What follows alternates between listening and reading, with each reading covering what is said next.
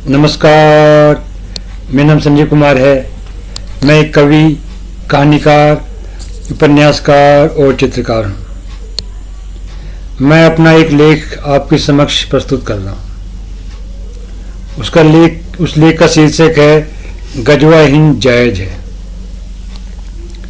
हमारे देश की अधिकांश पार्टियां परम भ्रष्ट हैं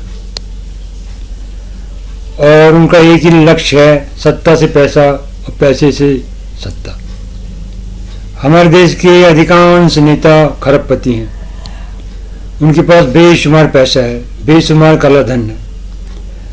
उन्होंने भारत के बैंकों में और विदेश के बैंकों में खरबों रुपए जमा कर रखे हैं और उन्होंने बेशुमार संपत्ति बना रखी है। और ऐसे नेता जमकर परिवारवाद को बढ़ावा देते हैं, जमकर भ्रष्टाचार को बढ़ावा देते हैं। सभी पार्टियों में ऐसे परिवारवादी, परम भ्रष्ट, परम अपराधी नेता भरे पड़े हैं जिनका राजनीति में आने का एक ही उद्देश्य है सत्ता से पैसा और पैसे से सत्ता। भाजपा पार्टी से थोड़ा अलग है क्योंकि इस पार्टी का जो शीर्ष नेतृत्व है वो ईमानदार है और यही इस पार्टी की बहुत बड़ी शक्ति है। और शीघ्र ही आशा की जाती है कि भाजपा में जो परम भ्रष्ट, परम अपराधी नेता है उन्हें भाजपा या तो अपनी पार्टी से बाहर निकाल देगी या उन्हें जेल में बंद कर देगी। अब मैं आपके समक्ष अपना लेख प्रस्तुत कर रहा हूँ। अभी कुछ दिन पहले देवबंद के एक प्रमुख मौलाना ने कहा था कि गजवा हिंद जायज है। यह बयान उस वक्त आया था जब केंद्र में भाजपा की सरकार थी। भाजपा के किसी भी मुख्य नेता ने इस बयान की निंदा नहीं की है। कुछ नेताओं ने जरूर इस बयान की निंदा की है। भाजपा के एक नेता हैं अश्विनी उपाध्याय, जो कि सुप्रीम कोर्ट के वकील हैं। उन्होंने इस बयान के बारे में कहा था कि इस तरह के बयान का कारण है घटिया कानून। हमारे देश का कानून बहुत घटिया है, इसलिए देवबंद के मौलानाओं में ऐसे बयान देने की हिम्मत आती है। देवबंद के मौलानाओं ने जिस तरह से बयान दिया है उससे ये पता लगता है उन्हें भारत की संस्कृति से कोई प्यार नहीं है। वो भारत की संस्कृति को नष्ट करना चाहते हैं।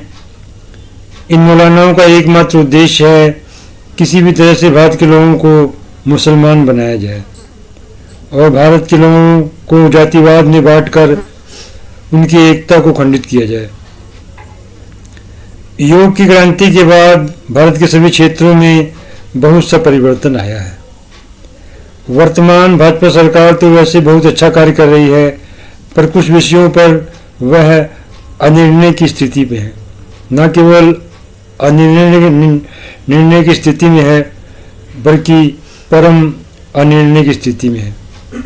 जैसे कि जो कांग्रेस ने वर्शिप एक्ट बनाया था वो अभी भी चल रहा है। बहुत से कानून जो बहुत ही खराब थे वो भी चल रहे हैं। कुरान में बहुत स्थानों पर गैर मुस्लिमों के खिलाफ बहुत ही जहर उगला गया है। जैसा कि स्पेन में हुआ था, जब भारत पर ईसाइयों का शासन दोबारा आया था तो वहाँ के मुसलमानों को कहा गया था या तो दोबारा से ईसाई बन जाओ नहीं तो स्पेन को छोड़ दो। भाजपा अपने तीसरे कार्यकाल में प्रवेश कर रही है। अब भाजपा के पास देश की तकदीर को बदलने का बहुत ही सुनहरा अवसर है। भाजपा में भारत में आतंकवाद अपनी जड़ें जमाकर बैठ गया था। भाजपा के सत्ता में आने के बाद उस आतंकवाद की कमर टूट गई है। भाजपा के सत्ता में आने के बाद पिछले 70 सालों से कांग्रेस के परिवारवाद, परम भ्रष्टाचारवाद, परम अपराधीकरण और परम आलस्य का पूरी तरह से खात्मा हो गया है। देवबंद के मौलानाओं को न तो भारत के लोगों से कोई प्यार है और न ही भारत की संस्कृति से कोई प्यार है। ऐसे लोगों को या तो जेल में बंद कर देना चाहिए या फिर देश से बाहर निकाल देना चाहिए। भारत में इस्लाम के 72 फिरके हैं। ये सारे फिरके एक दूसरे को काफिर कहते हैं और एक दूसरे को नष्ट करने में भी लगे रहते हैं। मुस्लिम देशों में भयंकर जाति आधारित युद्ध चल रहा है। इन युद्धों ने मुस्लिम देशों को भयंकर नुकसान पहुंचाया है, पर फिर भी मुस्लिम देश न तो अपनी विचारधारा को बदल रहे हैं, न ही युद्ध को रोक रहे हैं। भारत की अधिकांश मस्जिदों में हिंदुओं के खिलाफ हर वक्त जहर उगला जाता है। हिंदुओं के मंदिरों से सरकार करोड़ों रुपए लेती है, पर मस्जिदों से 1 रुपया भी नहीं लेती है। हिंदुओं के पैसे से ही मुसलमानों को लाभ मिलता है। अधिकांश मस्जिदों में हिंदुओं के खिलाफ सारा कार्यक्रम चलता है। सबका साथ सबका विकास तो ठीक है, पर ऐसे लोगों पर सख्त से सख्त कार्रवाई करनी चाहिए जो गजवा हिंद की विचारधारा में विश्वास करते हैं। हिंदुओं के मंदिरों से पैसा लेकर उन मस्जिदों पर खर्च नहीं करना चाहिए जो हिंदुओं को नष्ट करना चाहते हैं। गजवा हिंद करने में कांग्रेस पार्टी बहुत बड़ी सहायक थी।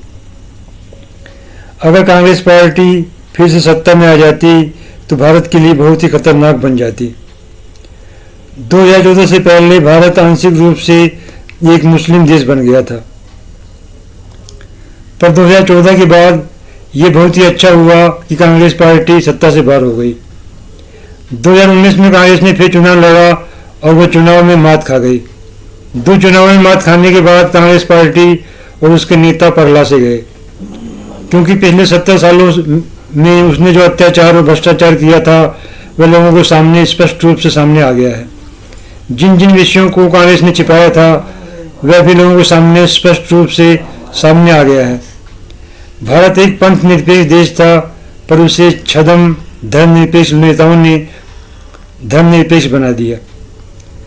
धर्मनिरपेक्षता भी ऐसी है जिसका सीधा सा अर्थ था सनातन धर्म का विरोध और परम भ्रष्टाचार का समर्थन।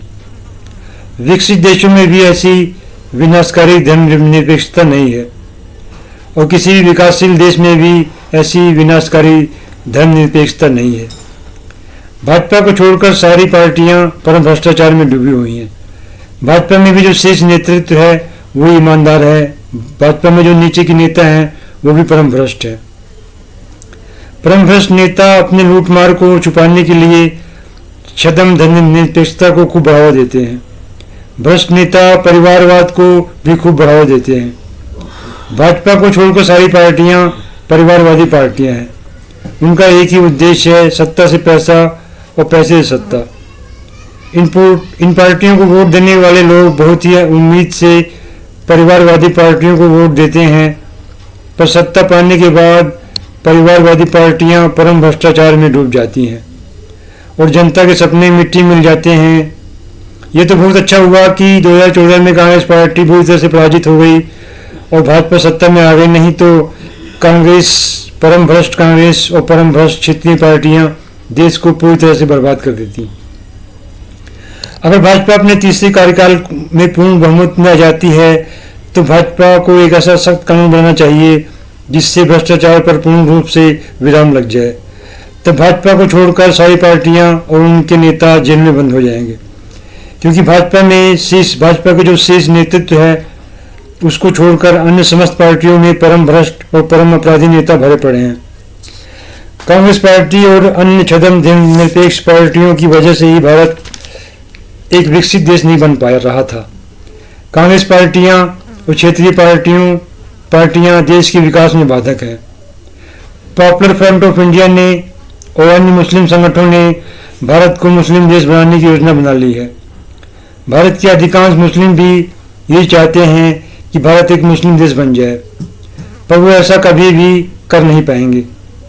भारत के अधिकांश सनातनी बहुत ही अज्ञानी और परम पिछड़े और परम निर्धन है, इसलिए भारत के अधिकांश सनातनी हीन भावनाओं में डूबे हुए हैं। योग की क्रांति ने अधिकांश भारतीयों को हीन भावनाओं से बाहर निकाल दिया है, पर अभी भी बहुत से भ्रमित लोग परम भ्रष्ट और परम क्षेत्रीय पार्टियों को वोट दे रहे हैं। परम भ्रष्ट कांग्रेस और परम भ्रष्ट क्षेत्रीय पार्टियां विपक्ष में भी बैठने के काबिल नहीं है। कट्टरपंथी मुस्लिम संगठन सोचते हैं कि 10% हिंदू भी हमसे मिल जाएं तो हम भारत को मुस्लिम देश बना लेंगे, क्योंकि हिंदू समाज में अभी भी परम जातिवाद और अन्य तरह की बुराइयां बहुत ज़्यादा हैं। जहां पर गजवा हिंद हो गया है वहां आज क्या हालत है। ये हम समझ सकते हैं। पाकिस्तान आज परम बर्बादी की तरफ बढ़ चुका है। वहाँ पर सिर्फ तबाही तबाही है। वहाँ पर लोग दाने दाने को मोहताज हो गए हैं। पाकिस्तान में ना तो उद्योग धंधे हैं और ना ही विज्ञान और टेक्नोलॉजी का वहाँ पर कोई मामूली सा भी विकास हुआ है। वहाँ पर सिर्फ आतंकवाद, कट्टरवाद और अराजकता का ही विकास हुआ है। पाकिस्तान का जो पंजाब का इलाका है वहाँ पर बहुत ही उपजाऊ भूमि है। वहाँ पर खेती का सिस्टम विकास नहीं हुआ है। पाकिस्तान आज एक परम विफल राष्ट्र बन गया है। कुछ ही दिनों में वहाँ पर गृह युद्ध भड़केगा और ऐसा गृह युद्ध भड़केगा कि पाकिस्तान का नाम अस्तित्व ही समाप्त हो जाएगा। इसी तरह से अफगानिस्तान है, वहाँ पर भी तबाही और आतंकवाद के अलावा और कुछ नहीं है। तालिबान परम गुंडों और परम माफियाओं का संगठन है। इसी तरह से ईरान और सऊदी अरबिया में भयंकर युद्ध चल रहा है। सीरिया में भी भयंकर युद्ध चल रहा है। शिया ईरान सुन्नी मुसलमानों का खात्मा करना चाहता है और सुन्नी मुसलमान शिया मुसलमानों का खात्मा करना चाहते हैं। इस तरह से हम देख सकते हैं शिया और सुन्नी विचारधारा ने मुसलमानों का जीना हराम कर दिया है और उनके मनुष्य होने पर ही प्रश्न चिन्ह लगा दिया है। इंडोनेशिया में जो इस्लाम है वह अलग तरह का इस्लाम है। इंडोनेशिया के लोग अभी भी काफ़ी हद तक भारतीय संस्कृति से जुड़े हुए हैं और उन्होंने आतंकवाद और कट्टरवाद को बहुत हद तक नियंत्रित कर रखा है। मलेशिया में भी काफ़ी हद तक इंडोनेशिया जैसे हालत है। सऊदी अरब के लोग इंडोनेशिया के लोगों को बहुत ही घटिया किस्म का मुसलमान मानते हैं।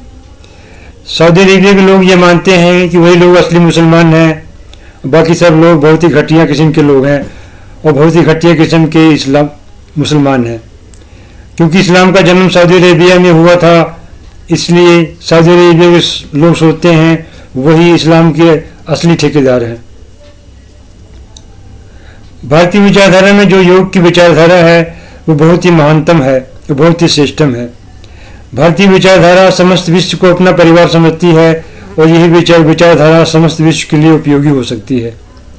अभी कुछ दिन पहले आरएसएस प्रमुख मोहन भागवत ने कहा था अगर इस्लाम नहीं होगा तो हिंदुत्व भी नहीं होगा। अब इस बयान का क्या अर्थ किया जाए? ज़्यादातर कट्टरपंथी मुसलमान ये सोचते हैं कि राष्ट्रीय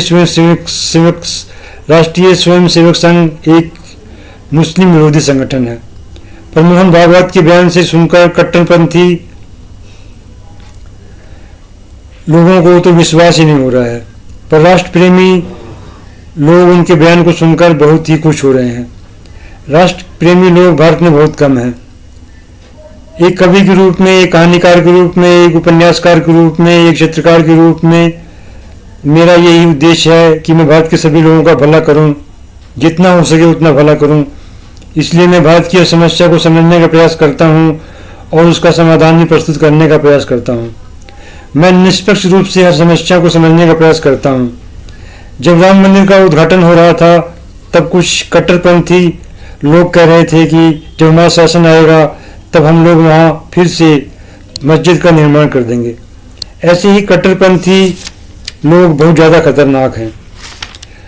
कुछ मामलों में कुछ थोड़े से राष्ट्रभक्त लोग हैं जो मंदिर के निर्माण से बहुत ही प्रसन्न हो रहे थे, पर ऐसे मुसलमान बहुत ही कम हैं।